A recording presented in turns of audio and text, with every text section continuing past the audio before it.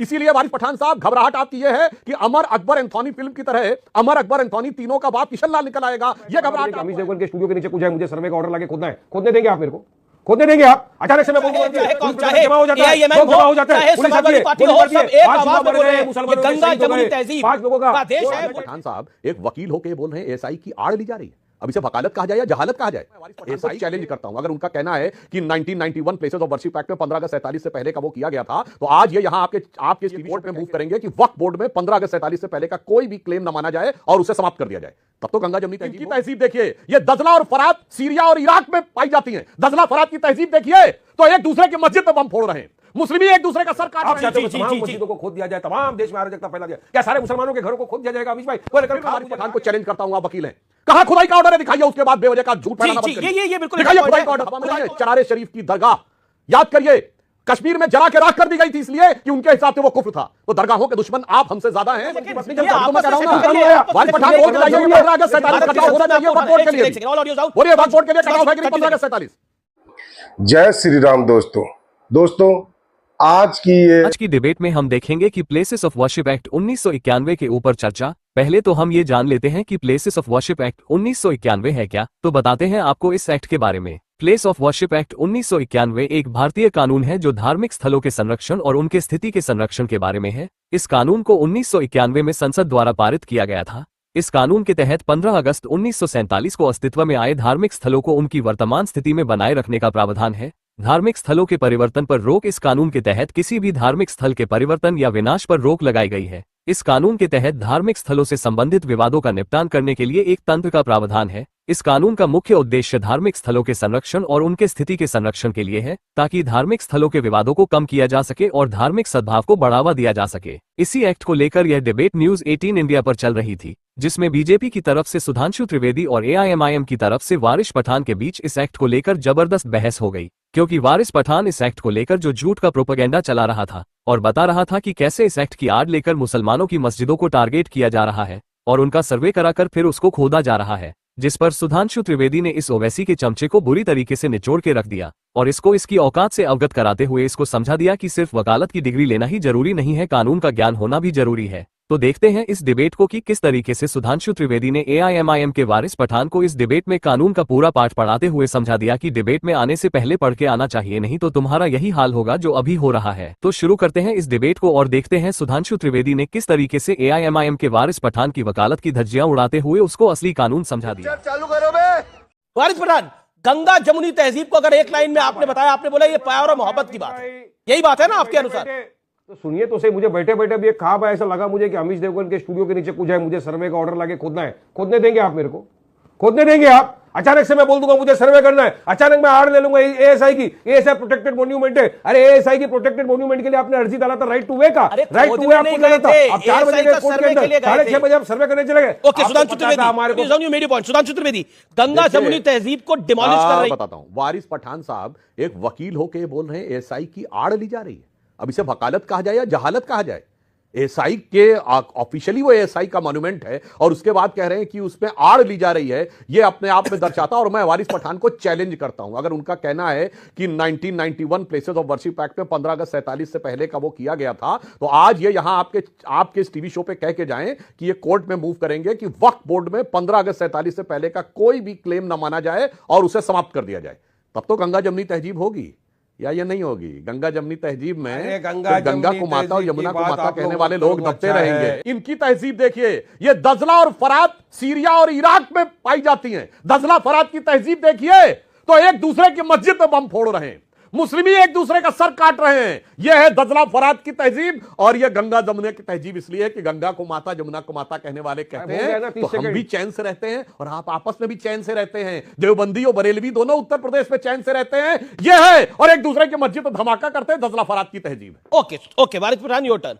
देखिए तहजीब को तो खत्म इन लोगों ने अमीश भाई 6 दिसंबर 1992 को ही कर दिया, जिस दिन हमारी बाबरी मस्जिद को शहीद कर दिया लोगों ने।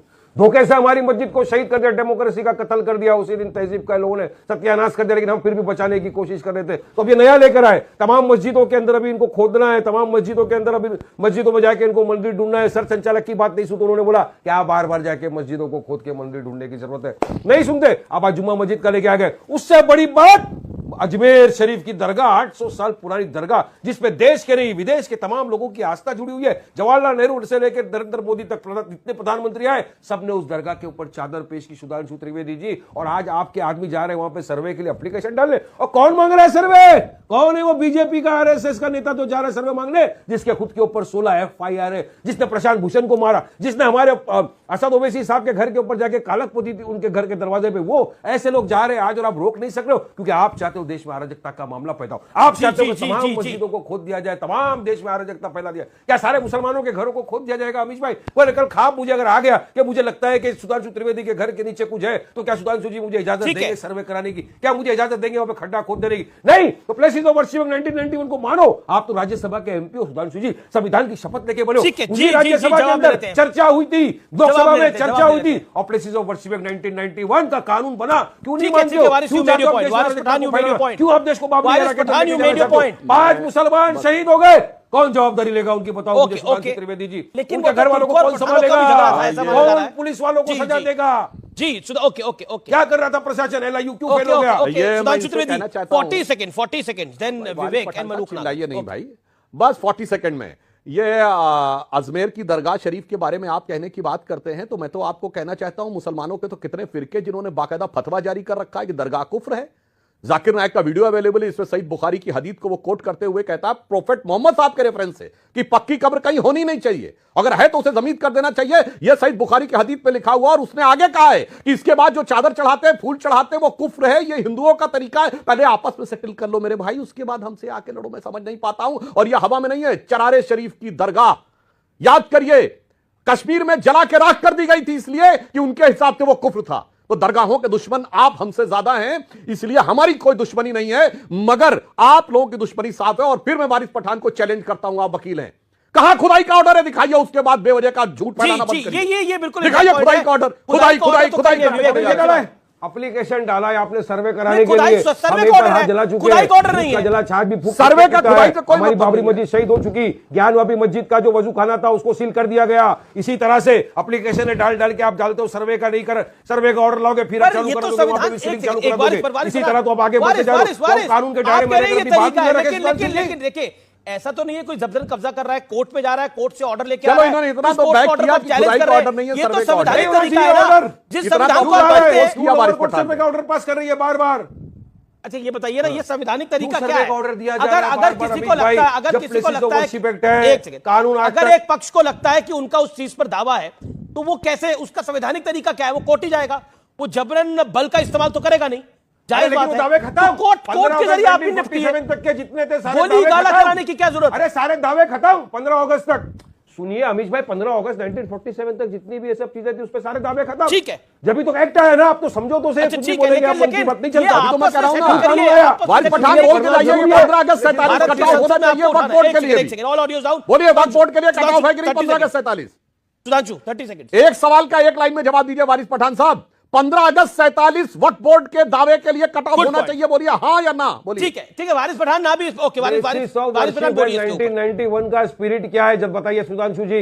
अरे वक्फ के बारे में पूछ रहे हैं। पढ़ो हमारे, अरे भाई मैं वही तो कह रहा हूं, अपनी 1991 का ऑर्डर मानने को तैयार है, चीज को वक्फ करके नहीं लिया जाता। अमीश भाई झूठ फैला रहे, अरे अमीश भाई झूठ बोल रहे हैं आप लोग। अरे कोई किसी की जगह नहीं ले लेता, वक्फ की जगह है। अगर किसी ने सवाब की नियत से कोई जगह दी है वक्फ के लिए, देश की सेकुलर सरकार है, वक्फ की जगह है, वक्फ जिंदाबाद इस देश की सेकुलर सरकार है। एक तरफ जाइए हाई कोर्ट के अंदर, दूसरी तरफ 1991 का कौन रोक रहा है आपको हाई कोर्ट में? Places of worship act they दिया। एक मिनट, अभी प्लेसेस ऑफ वर्शिप एक्ट ये कहता है कि 15 अगस्त 47 से समय जो भी रिलीजियस कैरेक्टर था वो यथावत रहेगा। तो अब इसमें 2 पॉइंट है, जिसपे कोर्ट अपना व्यू दे चुका है। वारिस पठान जी भ्रम मत फैलाइए। नंबर 1, 15 अगस्त 47 को रिलीजियस कैरेक्टर क्या था ये तय हो जाए। दूसरा, उसमें रिलीजियस कैरेक्टर बदलेगा नहीं, पर सर्वे या जांच पे कोई रोक नहीं है। आपको अपने पिता की वल्दियत कुछ भी लिखवानी हो, कोई नहीं कहता है कि बाप का नाम बदलिए।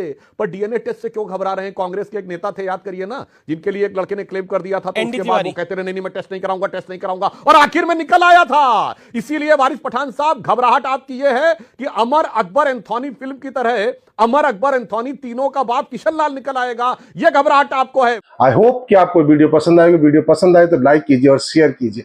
जय श्री राम।